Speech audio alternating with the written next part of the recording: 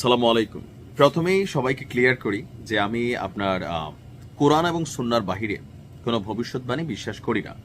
তারপরেও যারা আমার নিউজগুলো গেল 2 থেকে 3 বছর শুনছেন অথবা 4 বছর শুনছেন, রাশিয়া ইউক্রেন যুদ্ধ, তখন থেকে একটা নাম আপনাদের কাছে পরিচিত। নামটা কি? বাবা ভাঙা। তবে তিনি কোনো পুরুষ নন, বাট তার নামটাই হচ্ছে বাবা ভাঙা। তিনি আদতে একজন নারী। কোন দেশের নারী? কুইজ খেলি, কমেন্টে লিখেন। যারা নিয়মিত নিউজ জানেন, একদম লাস্টে বলবো, আমি কমেন্ট দেখবো, ঠিক আছে? তো এই নারী অতিপ্রাকৃত কিছু শক্তির অধিকারী ছিলেন। এমনকি মৃত্যুর আগে পৃথিবীতে আগামী বছরগুলোতে বা আগামী দিনগুলোতে কি কি ঘটবে এ নিয়ে বেশ কিছু ভবিষ্যৎবাণী করে রেখেছিলেন। তো সবগুলো যে ঘটছে তা না, তবে পৃথিবী জুড়ে কাঁপানো বেশ কিছু ঘটনা, এই সুনামি, প্রিন্সেস ডায়না, 1/11-এর যে 9/11-এর যুক্তরাষ্ট্র যে হামলা, মানে এখানে অনেক কিছুই, একটা শক্তির উত্থান পতন, এ নিয়ে অনেক ভবিষ্যৎবাণী করছেন যেগুলো ঘটে গেছে। করোনা নিয়েও তার বক্তব্য ছিল। তারপর আসুন 2026 সাল, আমরা শুরু থেকে যেমনটা যুদ্ধ সারা বিশ্ব জুড়ে মার্কিন সাম্রাজ্যবাদী যুদ্ধের যে পরিস্থিতি দেখছি, আসলে 2026 সালে কি ঘটবে? বাংলায় এটা কথা আছে, সকালের আকাশ দেখলেই বোঝা যায় দিনটা কেমন যাবে। তাহলে এই জানুয়ারি মাস হচ্ছে 2026-এর সকালের আকাশ। চলুন দেখি এই বছর নিয়ে বাবা ভাঙার ভবিষ্যৎবাণীগুলো কি ছিল। সম্প্রতি আপনার নিউ ইয়র্ক পোস্ট তারা একটা প্রতিবেদন প্রকাশ করেছে বাবা ভাঙার ভবিষ্যৎবাণী 2026 জুড়ে কি আছে।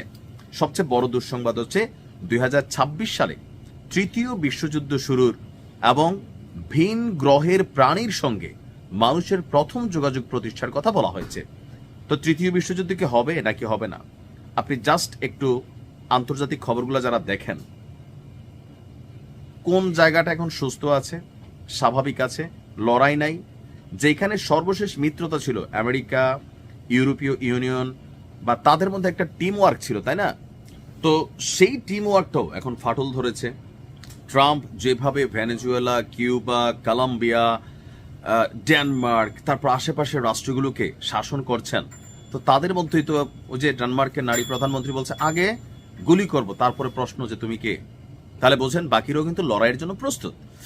তো এই মুহূর্তে তৃতীয় বিশ্বযুদ্ধের সংখ্যা আমরা দেখছি। আরেকটা বিষয় আছে যে ভিন গ্রহের প্রাণীর সাথে যারা মহাকাশ নিয়ে গবেষণা করে, বিশেষ করে মার্কিন যে সংস্থা আছে নাসা, রাশিয়ার আছে, হ্যাঁ, এরকম প্রত্যেকটা উন্নত দেশের আছে, যারা পৃথিবী যেমন একটা গ্রহ, এরকম আর কোথায় কোন গ্রহ আছে, উপগ্রহ আছে, সেখানে অন্য কোনো প্রাণীর অস্তিত্ব আছে কিনা এ নিয়েই কিন্তু একটা সবসময় রহস্যজনক অবস্থান বা গোপন কর্মকাণ্ড প্রত্যেক দেশই চালাচ্ছে। তো এই বছর এরকম কোনো কিছুর অস্তিত্ব হয়তো গণমাধ্যমে আসবে, নাও আসতে পারে। এরপরে তার যেই আরো যে বক্তব্য আছে যে এবছর নতুন একটা শক্তির উদ্ভব হওয়ার পথে থাকবে। এটা নিয়ে গত বছর বলছিলাম, প্রথম বিশ্বযুদ্ধের আগে সারা পৃথিবী জুড়ে যুক্তরাজ্য, অর্থাৎ আজকের জনের যুক্তরাজ্য, ব্রিটিশরা সারা পৃথিবী শাসন করত, তখন আমেরিকারও পটাইছে। দ্বিতীয় বিশ্বযুদ্ধের পর থেকে মার্কিন যুক্তরাষ্ট্র, আজকের দিনে সবচেয়ে শক্তিশালী অর্থনৈতিক সমরনীতি তাদের কাছে, যুক্তরাজ্য পিছনে পড়ে গেছে, অনেক দুর্বল। আমেরিকান না, অনেক দেশ থেকে যুক্তরাজ্য দুর্বল হয়ে আছে। বাবা ভাঙার ভবিষ্যৎবাণী হচ্ছে তৃতীয় বিশ্বযুদ্ধে আমেরিকার পতন হয়ে যাবে। আমাদের এই অঞ্চল থেকে, অর্থাৎ এশিয়া, মধ্য এশিয়া বা এই সাইড থেকে, আর্কটিক, নন আর্কটিক অঞ্চল থেকে একটা শক্তির উদ্ভব হবে। এখন এই শক্তিতে সবার আগে যার নাম চীন, সবার আগে, পাশাপাশি রাশিয়া।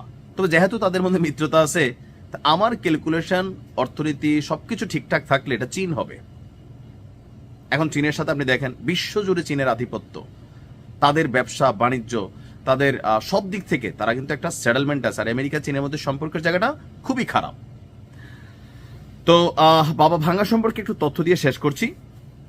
1991 সালে বর্তমান উত্তর ম্যাসিডোনিয়ায় জন্মগ্রহণ করেছিল আপনার ভ্যানজিরিয়া পাভেন্ডা গুশতেরোভা। মাত্র 12 বছর বয়সে এক টর্নেডোর কবলে তিনি পড়েছিলেন। সেই টর্নেডোর কবলে পড়ে তিনি তার দৃষ্টিশক্তি হারান।